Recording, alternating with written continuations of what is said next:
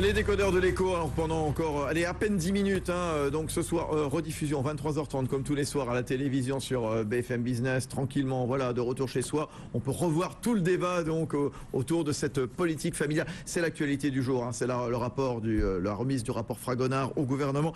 Et ça vous fait réagir, tiens, sur le compte Twitter des décodeurs de l'écho, Alain Renaudin qui nous dit ne laissez que 25%, c'est pas de la modulation. C'est de la sanction, nous dit-il. Il ajoute, mais qui pense une seconde qu'on fait des enfants pour les allocations familiales? Oui, on fait des enfants pour les allocations familiales, Rusty Ardignac. Bien sûr, on ne fait pas d'enfants pour les allocations familiales, mais le devoir de la société, c'est de faire que les enfants aient un niveau de vie satisfaisant, qui puissent s'épanouir. Et actuellement, les familles avec enfants ont un niveau de vie plus bas de 10% que les familles sans enfants. Le taux de pauvreté des enfants, c'est 18% contre 12% pour l'ensemble de la population. Donc, en toute logique, il faut faire un effort supplémentaire pour les familles. Il ne faut pas essayer de réduire de 2 milliards l'effort en faveur des familles. Oui, alors, comme je l'ai dit tout à l'heure, la majorité des familles monoparentales sont en dessous du seuil de pauvreté. Là, c'est plus de 50%. Une question, Emmanuel Le Chypre. La modulation des allocations familiales en fonction des revenus. Donc, on verra ce que le gouvernement va faire. Quelle incidence sur la fécondité? Est-ce que quelqu'un s'est posé la question? Oui, il y a eu des travaux qui ont été faits un peu par l'OCDE, qui a regardé un peu sur les 30 dernières années, en fonction des types de mesures qui étaient prises, quel impact ça avait sur la fécondité. Alors il y a des mesures qui ont quasiment aucun impact, du type par exemple le congé parental, du type le prime à la naissance. Tout ça, globalement, ça a quasiment pas d'effet. Sur les allocations, ça a quand même un petit effet, manifestement, mais qui reste nettement inférieur comme effet à tout ce qui est service de garde, par exemple, à la petite enfance. Là, il faut reconnaître que c'est un élément déterminant. Quand vous avez, par exemple, à la fois les infrastructures et la possibilité financière de participer, là, c'est sûr que c'est très important. Et d'ailleurs, ce qu'on avait vu poindre à un moment, parce que dans une version du rapporteur socialiste d'il y a quelques semaines, il y avait deux propositions. Il y avait une proposition qui était effectivement autour des allocations familiales, qui est à peu près similaire à celle qu'on a aujourd'hui. Et puis surtout, il y avait aussi la volonté de revenir en partie sur ce qu'on appelle la PAGE, qui est pour le coup l'aide à la garde d'enfants à domicile, par exemple. Donc vous avez une nounou, et là pour le coup, ce qui est très important, c'est qu'on est sur des sommes qui peuvent atteindre plusieurs centaines d'euros par mois. Et là, on n'est plus sur des problématiques de familles à bas revenus, on est vraiment sur de la classe moyenne supérieure, mais avec un effet très important, puisqu'il y a des tas de familles qui... pour quelques centaines d'euros par mois, c'est quand même pas rien.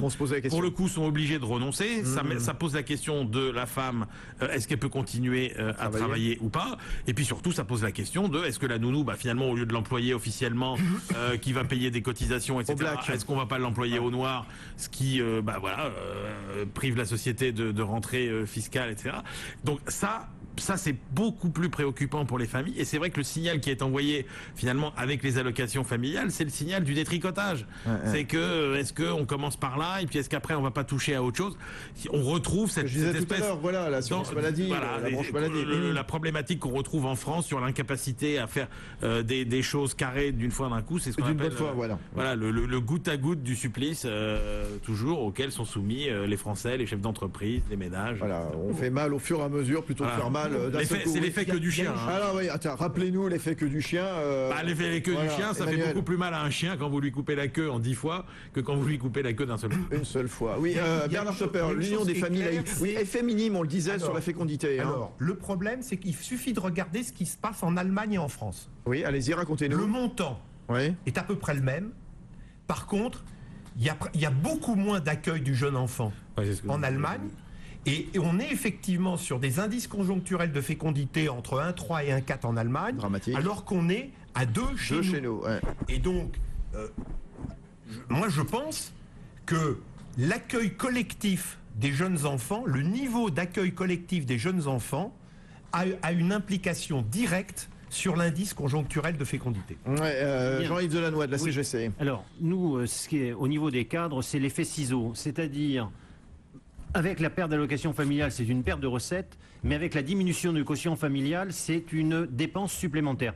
Il faut savoir que l'augmentation de 25% de l'allocation de rentrée scolaire a été financée par une baisse à 2 000 € du quotient familial. On parle aujourd'hui d'un quotient familial à 1 750 ou 1 500 € dans le rapport Fragonard, ce qui veut dire qu'on va demander aux cadres toujours plus de solidarité pour moins de soutien aux familles de cadres. Et donc, je représente et je siège également à la Caisse nationale de l'allocation familiale et je voudrais un message court. Les caisses ont de gros retards de dossier et vous aviez tout à l'heure des témoignages d'auditeurs. Oui, tout à fait. La mise sous condition de ressources n'est pas le choc de simplification annoncé. Et comment les caisses d'allocation familiale vont pouvoir gérer cette nouvelle complexité dans les allocations familiales? On ne sait encore pas ce que le gouvernement va faire. Quelles seront les conditions? Benahouda Abdeldaïm. L'Allemagne, c'est 184 € dès le premier enfant. Donc là aussi, ah oui. C'est et on rappelle pour la France, c'est au bout du deuxième enfant pour toucher 127 €. Et puis l'Allemagne, c'est une autre logique. L'Allemagne utilise les allocations familiales pour éviter que la trappe à pauvreté finalement, c'est un système d'aide aux pauvres, de redistribution verticale. Et c'est une toute autre logique que celle de la France. Avec un impact différent pour la consommation. Rodolphe Bonas. Oui, c'est certain que tous ces signes envoyés vont venir cristalliser un petit peu les comportements de consommation. On sait qu'il n'y a pas toujours un rapport immédiat entre pouvoir d'achat et consommation. Et ça, c'est un point qui est quand même assez intéressant. Allez, on va conclure. Faut-il toucher aux allocs? Alors, je ne sais pas ce que va faire le gouvernement. Est-ce que c'est risqué pour lui? Est-ce qu'il y a un risque politique?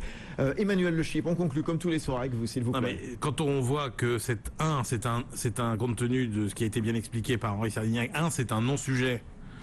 Oui. 2, avec un impact quand même potentiellement non maîtrisable, on ne sait pas, c'est quand même des gros paquebots, ces politiques-là. Non, vraiment, on se dit que c'est absurde de toucher à ces politiques.